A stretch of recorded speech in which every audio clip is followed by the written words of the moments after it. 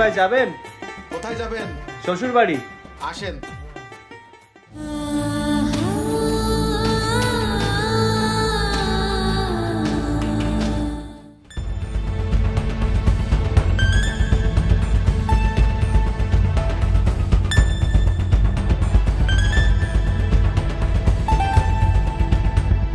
আচ্ছা, আজকে আমাদের তিনটা জামাই বাড়িতে আসবে।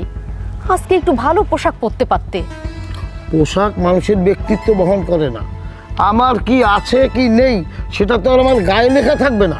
তবু চোখের দেখাকে মানুষ বিশ্বাস করে। সেটা তোমরা করতে পারো, কিন্তু এটা আমি বিশ্বাস করি না।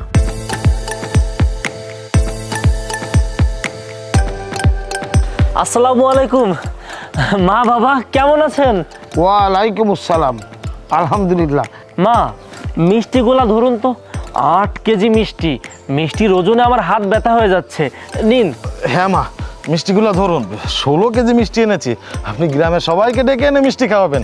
আমি কোটিপতি শ্বশুরের বড় লোক জামাই বলে কথা। ঠিক আছে বাবাজি, তোমাদের মনের আশা পূরণ করব। তা বড় বাবাজি, তোমার মন খারাপ কেন? কিছু না মা, এমনিতেই। আমি 8 কেজি মিষ্টি নিয়ে এসেছি, আর আপনার মেজো জামাই 16 কেজি মিষ্টি নিয়ে এসেছে। এখানে ভেদাভেদ করার কি হলো আমি কিছুই বুঝতে পারলাম না। ভেদাভেদ কে করলো বাবা? সে তো নিজের মুখেই বললো 16 কেজি মিষ্টি এনেছে, এদিকে আমি 8 কেজি মিষ্টি এনেছি। সে তো নিজেই আমাকে নিয়ে তুলনা করলো। তাহলে কি বিষয়টা ভেদাভেদ করা হলো না? ছোটরা বড়দের সঙ্গে একটু মজা করতেই পারে, তার জন্য রাগ করলে চলে বাবা? হ্যাঁ মা, বুঝতে পেরেছি। এই, তোমরা ফুল হাতে নিয়ে দাঁড়িয়ে আছো কেন? আমাদেরকে ফরিয়ে দাও। দুলা ভাই, জীবনে শ্বশুর বাড়িতে তো অনেক এসেছেন, কিন্তু আজকে আপনাদের দুজনকে স্পেশালি দাওয়াত করা হয়েছে। তো যার জন্য আজকের দিনটা স্পেশাল, তার জন্য একটু অপেক্ষা তো করতেই হবে। এত সহজে তো মালা পরাবো না। বাহ, বিয়ে হতে না হতেই নিজের স্বামীকে এতই প্রাধান্য দিচ্ছ, দেখে ভালোই লাগলো। কি মেজো দুলা ভাই, আমি কি খারাপ কোনো কথা বলেছি নাকি? আমি এখানে কোনো কথা বলতে চাচ্ছি না। 16 কেজি মিষ্টির কথা বলে এমনিতে আমি ফেসে গিয়েছি। মেজো ভাইরা ভাই, তুমি এমনিতেই চালাক, তবে আমার সাথে চালাকি করতে এসো না, বুঝতে পেরেছো? হ্যাঁ জামাইরা, তোমরা নিজেদের মধ্যে এত চুল ছেঁড়াছেড়ি করছো কেন? মা মিথিলা, তুই ছোট জামাইকে একটা রিং দিয়ে দেখতো কত দূর এলো। বাবা, আমার সাথে তো কথা হয়েছে 10-15 মিনিট আগে। এতক্ষণে চলে আসার কথা। বেশি না, 2-3 মিনিটের ভিতরে চলে আসবে। ওহো বাবা মা, সে কখন আসবে? তার জন্য কি আমরা এখানে মিষ্টি হাতে করে নিয়ে দাঁড়িয়ে থাকবো নাকি? আপনারা ভেতরে চলুন তো। হ্যাঁ বাবা, অনেক দূর থেকে জার্নি করে এসেছি, চলুন ভিতরে চলুন। আচ্ছা চলো। দাঁড়াও, বলছিলাম কি, আমাদের 3 মেয়ে ওদের স্বামীদের জন্য সারা রাত জেগে অনেক শখ করে মালা তৈরি করেছে। তাই ওদের ইচ্ছা যে ওদের 3 স্বামীকে একসঙ্গে বরণ করে নেবে। এতক্ষণ যখন অপেক্ষা করেছি, আর 5টা মিনিট অপেক্ষা করো। কিন্তু বড় জামাই মেজো জামাই এত জার্নি করে এসেছে, তাদের দিকটা তো একটু দেখতে হবে নাকি?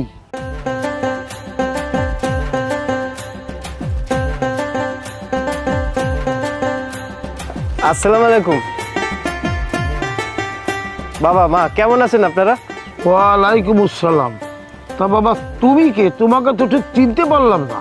মিথিলা, তুমি চুপ করে আছো কেন, বলো। বাবা, এই তোমার ছোট জামাই দীপ্ত। ও আচ্ছা, তা তোমার বাড়ির সবাই ভালো আছে তো?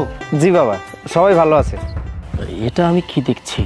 আমাদের ছোট শালিকা সবসময় বলতো সে নাকি কোটিপতি ছেলেকে বিয়ে করবে। তাহলে এই কি সেই কোটিপতি চাষা? আমার মুখ থেকে তো কোনো কথা বের হচ্ছে না। এর মতো একটা চাষাকে কি করে আমরা ভাইরা ভাই হিসেবে পরিচয় দেবো? হ্যাঁ, আমার ছোট শালি কোথা থেকে একটা চাষাকে ধরে এনে বিয়ে করেছে। ওই চাষার সাথে দেখা করার জন্য এতগুলো টাকার মিষ্টি নিয়ে এসেছি। ছি! বড় বাবাজি, মেজো বাবাজি, এই হলো তোমাদের ছোট ভাইরা ভাই দীপ্ত। আর দীপ্ত, এই হলো তোমার বড় ভাইরা ভাই, আর এই হলো মেজো ভাইরা ভাই। পরিচিত হও। আসসালামু আলাইকুম ভাইজানেরা, কেমন আছেন? আমি দীপ্ত। হ্যাঁ বুঝতে পেরেছি, তুমি দীপ্ত। হাত বাড়িয়ে দেওয়ার কি আছে? আরে সম্পর্কে যেহেতু ছোট, সেহেতু হাত ধরলে সমস্যা কি? আরে বড় দুলাভাই অনেক নামি দামি মানুষ, তার পার্সোনাল প্রাইভেসি অনেক কড়া। তুমি তার কথা কিছু মনে করো না, আমরা এখন থেকে সবাই মিলেমিশে থাকবো। আরে এত সময় হাত ধরে রাখার কি আছে? মেজো বাবাজি, তোমার কথাটা আমার খুব ভালো লেগেছে। আচ্ছা যাই হোক, তোমরা এখন সিরিয়াল করে দাঁড়াও, আমার মেয়েরা তোমাদেরকে ফুল দিয়ে বরণ করে নেবে।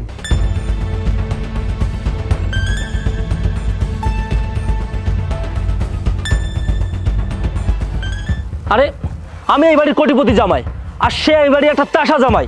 আমার গলায় যে ফুল, তার গলায় সেই ফুল। কি বাজে গন্ধ! গোলাপ ফুলের মালা দিবে না আমাকে?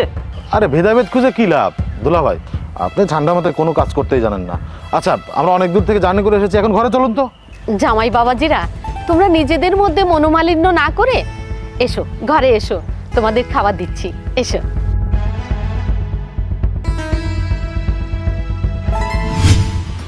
বাবাজি, খাওয়া শুরু করছো না কেন? খাওয়া শুরু করো। কি করে শুরু করবো মা? সব পরিবেশে যে আমার গালে খাবার যায় না। আহা দুলা ভাই, আপনি আবার শুরু করে দিলেন। আরে চুপচাপ খেয়ে উঠুন তো। এই মিয়া, কম কথা বলো তো। তোমার যদি খাবার খেতে ইচ্ছা হয়, পেটে যদি ক্ষুধা থাকে, তুমি খেয়ে ওঠো। আমি এই পরিবেশে খাবার খেতে পারবো না। ঠিক আছে বড় ভাইজান, আমি অন্য রুমে গিয়ে খাবার খাচ্ছি। এই, আমি তোমাকে কিছু বলেছি? তুমি কেন তোমার গায়ে দোষ টেনে নিলে? না মানে আমি ভাবছিলাম যে আমার কারণে হয়তো আপনাদের সমস্যা হচ্ছে। মা, তাহলে কি আপনারা বুঝতে পেরেছেন? চোর যদি চুরি না করবে তাহলে সে পুলিশ দেখলে ভয় পাবে কেন? বড় বাবাজি, কথাটা ক্লিয়ার করে বলো তো, এখানে কে চুরি করলো আর কে পুলিশ? বাবা, আপনি কথাটার মানে বুঝবেন না। আসলে সারা রাত জার্নি করে এসেছি তো, তাই দুলাভাই একটু ভুলভাল বলছে। কিন্তু দুলাভাই, বড় দুলাভাই একটু বেশিই বলছে। আমার জামাই কি দেখতে এতটাই খারাপ যে তাকে ছোট করে কথা বলতে হবে? বাহ, দুদিন হলো বিয়ে হয়েছে, এখনো পর্যন্ত স্বামীর সংসার করলে না, এর মধ্যে দুলাভাইদের মুখের উপর কথা বলছো? জুলি, তুমি কি আমাকে এই বাড়িতে ডেকেছো অপমান করার জন্য? আমি তোমাকে কেন অপমান করব? তুমি এই বাড়ির বড় জামাই, আর তাছাড়া সবাই তোমাকে সম্মান করে। আর তুমি যদি ছোটদের স্নেহ না করো তাহলে তারা সম্মান কিভাবে দিবে? ও, এবার আমি বুঝতে পেরেছি, তুমিও তাদের দলে। তোমরা সবাই মিলে আমাকে এখানে ডেকে অপমান করার চেষ্টা করছো। ঠিক আছে, আমিও এই বাড়িতে থাকবো না। বড় বাবাজি, তুমি শুধু শুধু নিজেকে দোষ দিচ্ছ। শোনো, এখানে কথা না বাড়িয়ে সোজা খেয়ে গিয়ে রেস্ট করো, যাও।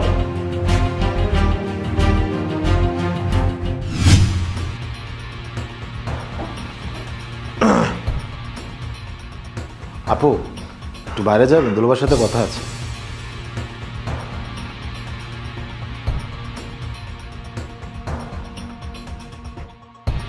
আরে দুলা ভাই, আপনার কি বোধ বুদ্ধি চলে গিয়েছে নাকি? আরে কে কোটিপতি কে বড় লোক সেটা দেখার সময় কি আমাদের আছে? আমাদের উদ্দেশ্য কি? আমাদের উদ্দেশ্য সফল হতে পারলে আমরা এখান থেকে চলে যাব। তবুও ভাই, আমি গরিব কামলাদের সহ্য করতে পারি না। মিথিলা একটা স্মার্ট মেয়ে। আচ্ছা তুমি বলো তো, ওর সাথে কি ওই কামলাকে মানায়? আহা দুলা ভাই, আপনি কি মনে করেছেন আমি আপনার বাইরের কেউ? আমি বাইরের না। আমি তো আপনার মতো ওই কামরাটাকে চোখে দেখতে পারি না। শুনুন দুলা ভাই, মাথা গরম করে কোনো কাজ করা যাবে না। যা করতে হবে ঠান্ডা মাথা ভেবে চিন্তা করতে হবে। ভাই, আমি বিষয়টা ক্লিয়ার না, একটু ক্লিয়ার করে বলো তো। তাহলে শুনুন,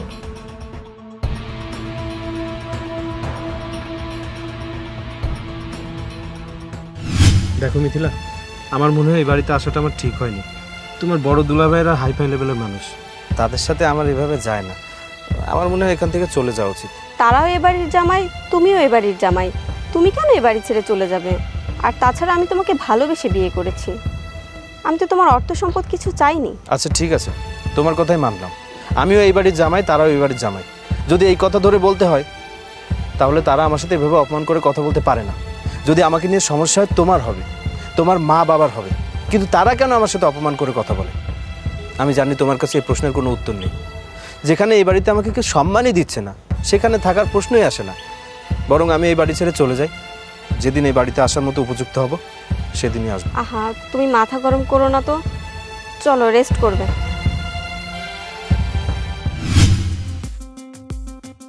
আমার স্বামী সব পরিবেশে মানিয়ে নিতে পারে, কিন্তু তোর স্বামী সব সময় খামখেয়ালি আর মাথা গরম। সে হচ্ছে ভালো পরিবেশে মানুষ হয়েছে, কোটিপতির ছেলে। তার মন মানসিকতা আমাদের সাথে তো মিলবে না, বুঝেছিস? ভালো পরিবারে বড় হয়েছে, কোটিপতির ছেলে, তুই শুধু এতটুকুই বুঝেছিস, কিন্তু সে যে ভালো না সেটা সবাই জানে। দেখেছো মা, তোমার মেয়ে কিভাবে আমার জামাইকে অপমান করছে? এই, তোদের কোনো কাজ থাকলে সেখানে যা তো, এখানে কানের কাছে ঘ্যান ঘ্যান করিস না, যা। হ্যাঁ যাচ্ছি। মা, আমরা হয়তো আগামী পরশুদিন চলে যাব।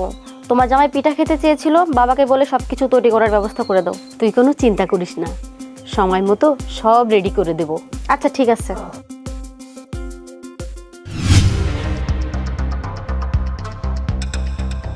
বাবাজিরা কিছু বলবা নাকি? না বাবা, এমনিতেই ছাদে আসলাম। বাবা, আমি কিছু বলতে চাই। বলো বাবাজি। চেয়ার আছে যখন বসে পড়ো, দাঁড়িয়ে আছো কেন? ঠিক আছে বাবা, বসতে হবে না। বলছিলাম কি, মিথিলা কেমন কাজটা করলো বাবা? আপনার মতো একটা কোটিপতির মেয়ে হয়ে সামান্য একটা কৃষকের ছেলেকে বিয়ে করলো।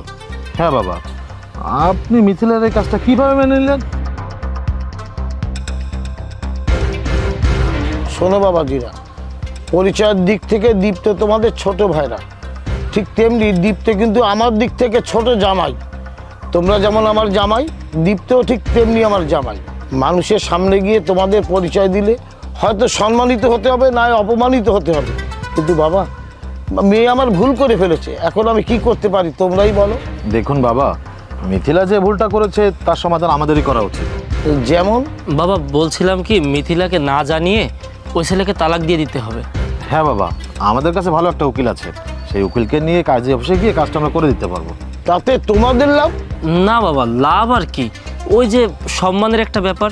ঠিক আছে, তোমরা যাও, ব্যাপারটা আমি ভেবে দেখবো। বাবা ভেবে দেখার কি আছে, ওই ছেলেকে সরাসরি তালাক দিতে হবে।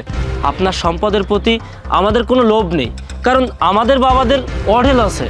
হ্যাঁ বাবা, দুলাভাই একদম ঠিক কথা বলেছে। দেখবেন ওই ছেলে একদিন আপনাকে ফাঁসিয়ে দিবে, কারণ যা নুন আনতে পান্তা ফুরোয় তার তো টাকা পয়সার প্রতি লোভ থাকবেই। ঠিক, একদম ঠিক কথা বলেছো বাবা। কামরুল কিন্তু একদম ঠিক কথাটাই বলেছে। আরে বললাম তো, বিষয়টা আমি ভেবে দেখবো, তোমরা যাও। ঠিক আছে।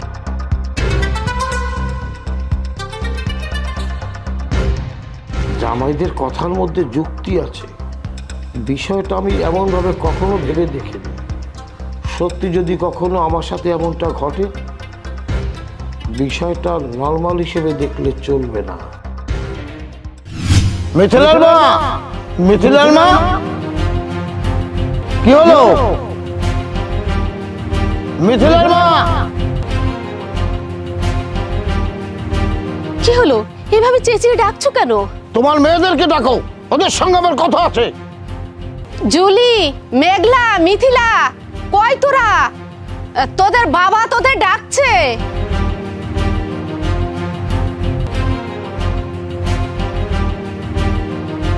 কি হয়েছে বাবা? সকাল সকাল সবাই কিভাবে ডাকাডাকি করছো কেন? ডেকেছি কিছু কথা বলার জন্য। আমি তোদেরকে ডেকেছি, কিন্তু এই কামলাটা এখানে কেন? মানে বাবা, তুমি কাকে কামলা বলছো? জেগে জেগে যে ঘুমায় তাকে জাগাবার সাধ্য কার আছে? তুই কি ভেবেছিস তোর জামাইকে আমি মেনে নিয়েছি? কখনোই না। আমার বড় জামাই, মেজো জামাই কোটিপতি ঘরের ছেলে, তাদের সঙ্গে মিশতে হলে ওকে কোটিপতি হতে হবে। তোর পছন্দ আর রুচি যে এতটা নীচ, সেটা আমি ভাবতেও পারিনি। তোদেরকে আমি ডেকেছি প্রাইভেট একটা কথা বলার জন্য, সেখানে কামলাটা পিছন পিছন চলে এসেছে। তাহলে কি এবার বুঝতে পেরেছিস যে ও বুদ্ধিতে কতটা কাঁচা? কিন্তু বাবা, আমি তো এখানে দীপ্তকে বুদ্ধিতে কাচার কিছু দেখছি না। যেখানে তোমার দুইটা জামাই উপস্থিত থাকতে পারবে, সেখানে তোমার ছোট জামাই উপস্থিত থাকলে কি সমস্যা আছে? দেখেছো মিথিলার মা, তোমার মেয়ে এখন মুখে মুখে কথা বলা শিখে গেছে। তোমাকে আমি স্রেফ জানিয়ে দিচ্ছি, আজকে রাতের মধ্যে কামলাটা যদি এখান থেকে বিদায় না হয়, তাহলে কিন্তু তোমাদের সঙ্গে আমার বোঝাপড়া আছে। বাবা অনেক হয়েছে, আপনি অনেক বলেছেন, আমি অনেক সহ্য করেছি, কিন্তু আর না। হ্যাঁ আমি মানছি, আমি একজন সাধারণ কৃষকের ছেলে, আমি একজন কামলা। কিন্তু কামলারা কি মানুষ না? একজন সাধারণ কৃষক কি মানুষ না?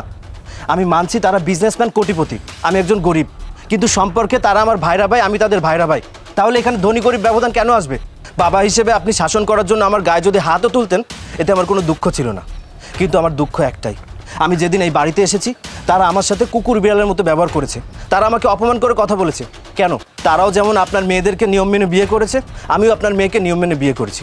তাহলে আপনারা থাকতে আমাকে তারা কেন অপমান করে কথা বলে? তোমার সব কথার উত্তর দিতে আমি বাধ্য নই। মিথিলা, তোকে আমি আদেশ করছি, আজকে দিনের মধ্যেই ওকে তুই তালাক দিবি।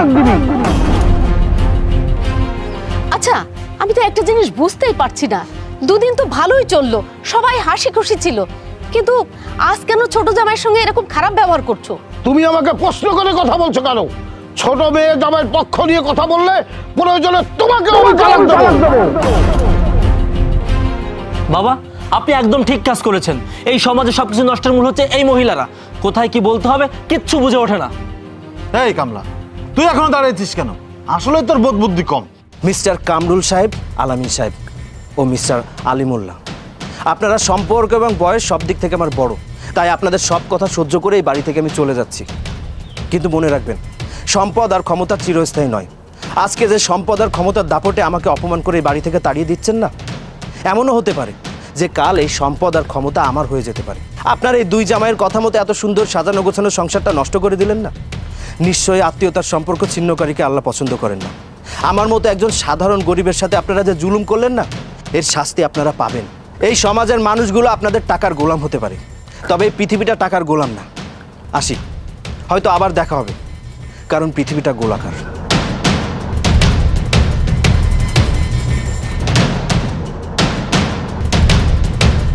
বাবাজিরা তোমরা খুব পানি পানি বাবা আপনি গেলে সব সমাধান হয়ে যাবে। কিচ্ছু হবে না, কিচ্ছু হবে না, কি হয়েছে? কত বছর আগে কি হলো? আপনার কিচ্ছু হবে না। শিগগিরই একটা অ্যাম্বুলেন্স নিয়ে আসো। যাচ্ছি মা।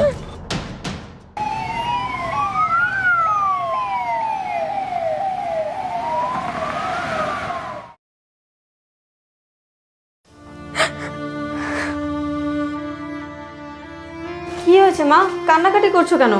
বাবার শরীর কি খুব খারাপ করেছে? না রে মা, ব্যাংক থেকে চিঠি এসেছে 7 দিনের মধ্যে সমস্ত টাকা পরিশোধ করতে না পারলে আমাদের সব সয় সম্পত্তি নিলামে উঠবে। কিন্তু এতগুলো টাকা আমরা কোথায় পাবো মা? ব্যাংকের দেনা শোধ করা তো দূরের কথা, বাবার অসুস্থতার জন্য এখনো অনেক টাকা প্রয়োজন।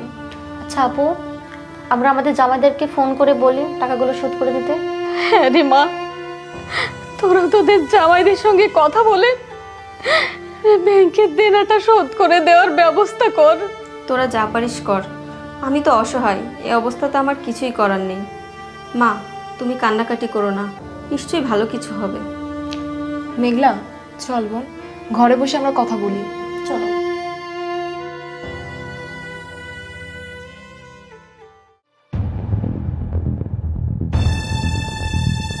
মারে, জামাইয়েরা কি বললো? মা আমার জামাই বলেছে সব টাকা সে একাই পরিশোধ করবে। মা, আমার জামাইও সব টাকা পরিশোধ করতে রাজি। বাহ, তাহলে তো খুব ভালো কথা। মা সত্যি ভাগ্যক্রমে তুমি দুটো জামাই পেয়েছো। আলহামদুলিল্লাহ, তাহলে তো টেনশন কমে গেল। সত্যি আমার জামাইয়েরা খুব ভালো।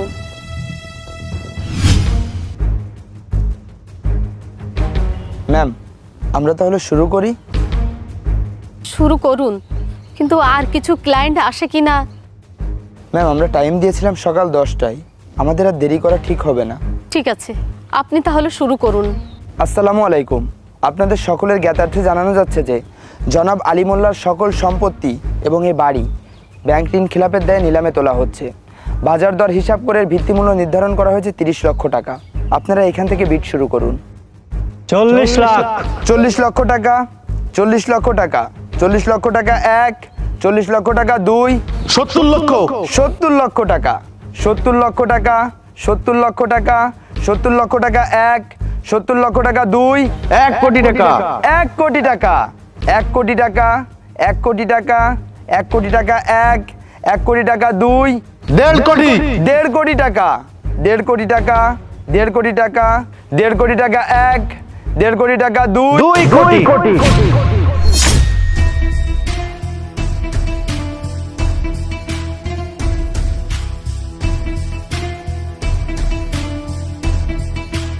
বাবাজি, তুমি ঠিক সময় চলে এসেছো, কিন্তু তুমি যে 2 কোটি টাকা নিলাম ডাকলে, তুমি এত টাকা কোত্থেকে দেবে? সময় এবং স্রোত কারোর জন্য অপেক্ষা করে না। আল্লাহ চাইলে আজ যে ধনী কাল তাকে ফকির, আজ যে ফকির কাল তাকে ধনী বানিয়ে দিতে পারেন। পরিশ্রমের দ্বারা এই পৃথিবীতে সব কিছু অর্জন করা সম্ভব। আমরা কল্পনাতে যা দেখি, বাস্তবে তার রূপ দেওয়া অসম্ভব কিছু নয়। আমি টাকা না নিয়ে এখানে আসিনি, আপনারা আমাকে সম্পত্তি দেওয়ার ব্যবস্থা করুন। এতদিন তুমি কোথায় ছিলে? আর তাছাড়া আমার কথা কি তোমার মনে পড়েনি? তুমি যে 2 কোটি টাকার কথা বললে, এতগুলো টাকা তুমি কোথায় পাবে? সরি, কে আপনি? কি আপনার পরিচয়? দীপ্ত, আমি Mithila. Stop! I say stop it. এটা একটা ভদ্র পরিবেশ, এখানে ভাষা সংযত করে কথা বলুন। আপনারা এখানে নিলামের আয়োজন করেছেন, আমি ক্লায়েন্ট হিসেবে সেটা কিনতে এসেছি। নিলাম সংক্রান্ত কথা ব্যতীত আমি কোনো কথা শুনতে চাচ্ছি না। ইস, খুব খারাপ লাগছে। আপনার মতো একজন অহংকারী কোটিপতি মানুষ আজকে কথাই বলতে পারছে না। দেখেছেন মিস্টার আলী মোল্লা, সময় কতটা নিষ্ঠুর। মাত্র কয়েক বছরের ব্যবধানে আপনার মতো একজন অহংকারী কোটিপতি তার এই অট্টালিকা রাজপ্রাসাদ ছেড়ে রাস্তায় নামতে বসেছেন। আর এদিকে আমার মতো একটা কামলার ছেলে সেই অট্টালিকার রাজপ্রাসাদ কিনে নিতে এসেছে। যারা অহংকার করে তারা দুনিয়াতে বেশি দিন টিকে থাকতে পারে না। অহংকারের ওজনে তাদের মাথা মাটিতে পড়ে যায়। আপনার বেলাও ঠিক তেমনটাই হয়েছে। যাদের কুপরামর্শে আমাকে অপমান অপদস্থ করে এই বাড়ি থেকে তাড়িয়ে দিয়েছিলেন, তারা আজ কোথায়? আজ আপনার এই বিপদের দিনে তারা আপনার পাশে না থেকে মোবাইল ফোন বন্ধ রেখে লুকিয়ে আছে কেন? ভাবছেন তাদের ব্যাপারে এত খোঁজ কিভাবে রাখলাম? যারা আমাকে এতটা অপমান করেছে, অপদস্থ করেছে, তাদের ব্যাপারে এতটুকু খোঁজ না রাখলে হয়? দুনিয়াতে কিছু সুবিধাবাদী মানুষ আছে, তাদের দলভুক্ত হচ্ছে আপনার ওই দুই জামাই। আপনার সুসময়ে আপনার খেয়েছে, আপনার পড়েছে, আপনাকে কুপরামর্শ দিয়ে আপনাকে ধ্বংস করে দিয়েছে, অথচ তারা আপনার এই বিপদের দিনে পাশে না থেকে দূরে দূরে লুকিয়ে আছে। সরি, আমি কেন এই ভদ্র সমাজে এতগুলো কথা বলছি। রাকিব সাহেব, আপনি দ্রুত ওই কাগজপত্রগুলো রেডি করুন আর 2 কোটি টাকার চেকটা আমার কাছ থেকে বুঝে নিন। জি স্যার, আপনি কোনো চিন্তা করবেন না, এক্ষুনি আপনাকে সব কিছু বুঝিয়ে দিচ্ছি। স্যার, দয়া করে এই ফাইলে একটি সিগনেচার করুন। দাও, বন্ধ করো এই নিলাম। তোমরা যে সম্পত্তি নিয়ে নিলাম করছো, সেই সম্পত্তির অর্ধেক মালিক আমি। তাহলে আমাকে ছাড়া কিভাবে এই নিলাম হচ্ছে? হ্যাঁ, দুলাভাই একদম ঠিক কথা বলেছে।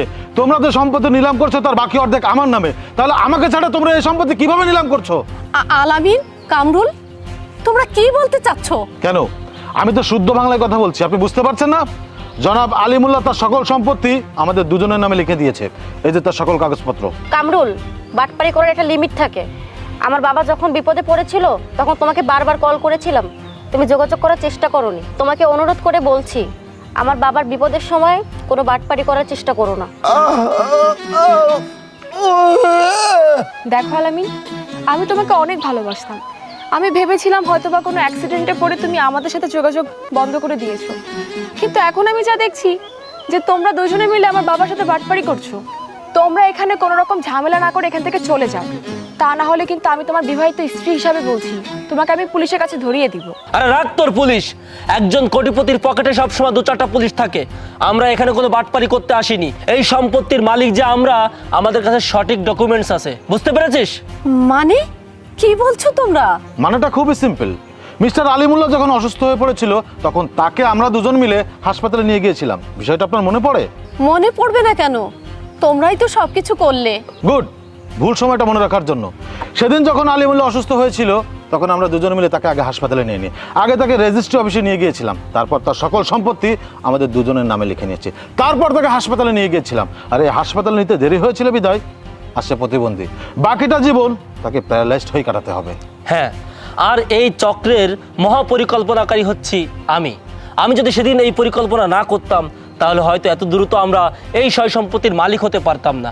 আরে সেদিন এই আমার পরিকল্পনায়, আমাদের কুপরামর্শে এই দীপ্তকে বাড়ি থেকে বের করে দিয়েছিলাম। তাই তো আজ আমরা এত কিছুর মালিক হতে পেরেছি। আচ্ছা কামরুল, আমরা এখানে এত কথা বলছি কেন? হ্যাঁ তাই তো, আমরা এখানে এত কথা বলছি কেন?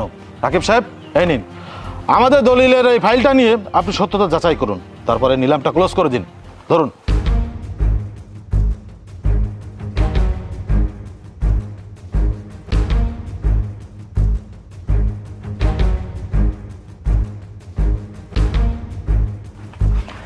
জনাব কামরুল সাহেব এবং জনাব আলামিন সাহেবের ভাষ্যমতে ফাইলের সত্যতা মিলেছে।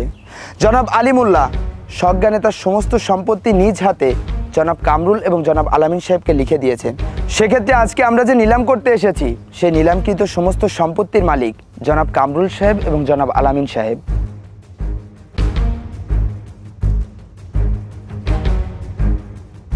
জনাব আলিমুল্লাহ অসুস্থতায় আপনাদেরকে ক্ষমা করে দিলাম। আমি চাইলে আপনাদেরকে মানহানির দায়ে আইনের আওতায় নিতে পারি। রাকিব সাহেব, তার আর দরকার হবে না। আমাদের এই সয় সম্পত্তি আমরা 4 কোটি টাকায় বিক্রি করব। এখানে কোনো বাপের বেটা আছে নাকি আমাদের সম্পত্তি কিনে নিবে?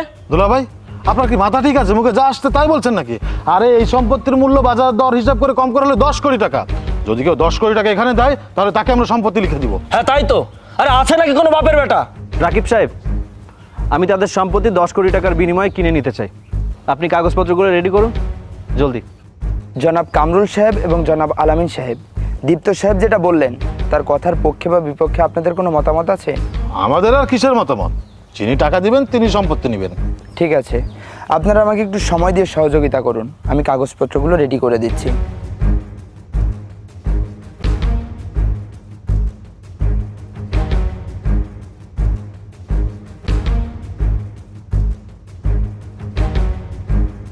দীপ্ত সাহেব, এখানে একটি সিগনেচার করুন।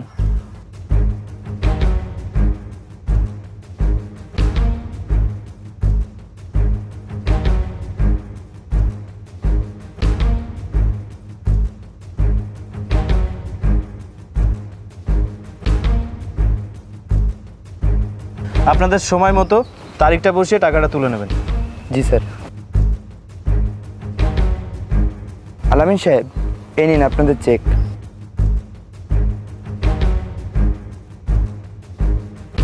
দুনিয়াতে আমি অনেক বোকা দেখেছি, কিন্তু তোর মতো বোকা দ্বিতীয়টা দেখিনি। চলো কামরুল। দাঁড়া, তোরা তো আমার বোকামিটা দেখলি, এবার পাগলামিটাও দেখে যা।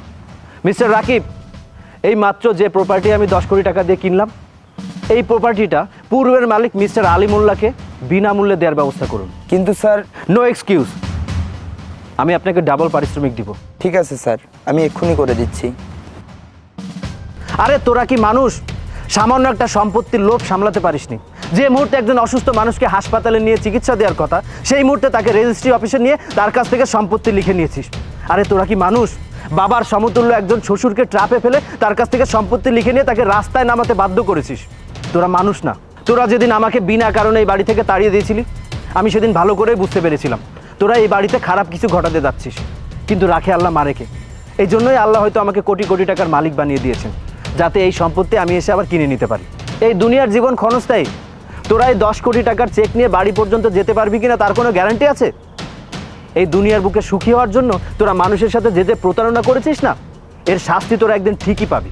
সেই পাপের জন্য তোরা ধ্বংস হবি। এটা আমার কথা না, এটা জ্ঞানী মানুষের কথা। আমার কথা তোদের এখন বিশ্বাস হচ্ছে না, হবে না, কিন্তু যেদিন তোদের সাথে ঘটবে সেদিনের বাস্তব প্রমাণ তোরা পাবি। সরি মিথিলা, এখানে আসার পরে তোমার সাথে অনেক খারাপ ব্যবহার করেছি, আমি তার জন্য ক্ষমা চেয়ে নিচ্ছি। যদি তোমার মনে হয় তুমি আমার সাথে যেতে পারো। না, আমি তোমার সাথে যাব না, আর তোমার এই সম্পত্তিও আমরা কেউ গ্রহণ করতে পারবো না। এই চল।